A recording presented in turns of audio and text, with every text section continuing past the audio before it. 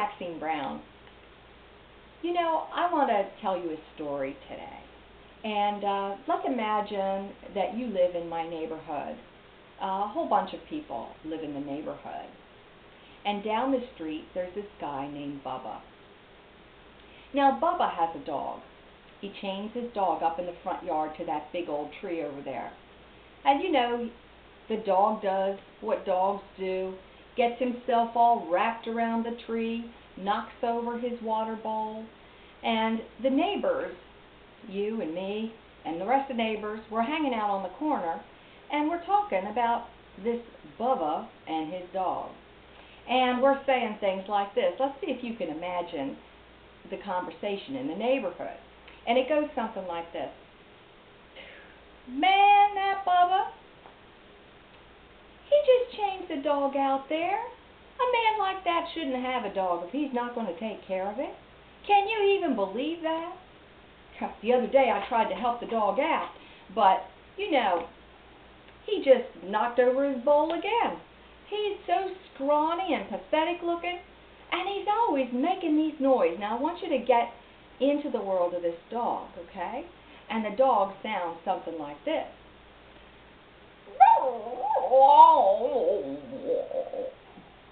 Can you hear the dog?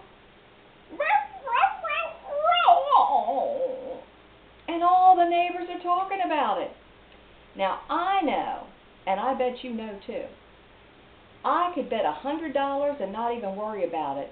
It's not going to be a week or 2 weeks before somebody's going to call the police because we will not tolerate the cruelty of animals.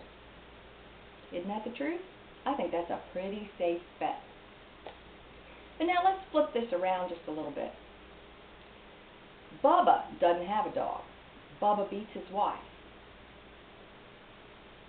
Now, the same neighbors, you and me and all those neighbors are still hanging around on the corner, and we're talking about Bubba, you know, like neighbors do. And the conversation goes something like this. Man, did you hear them on Saturday night?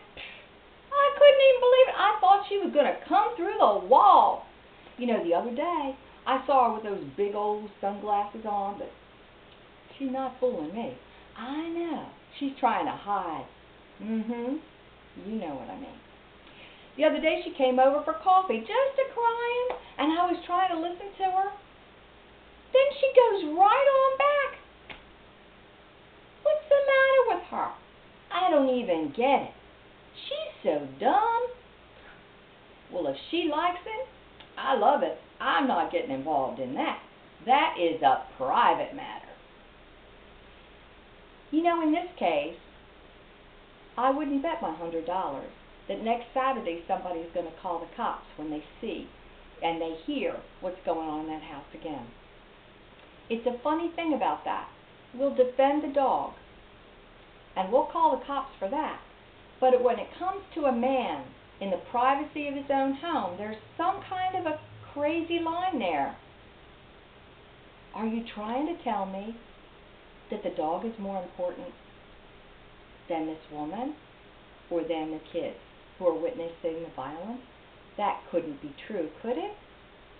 I'm not sure. All I know for a fact is what we really care about, there are actions that follow our words. And when there are no actions, I just scratch my head. I'm Maxine Browne.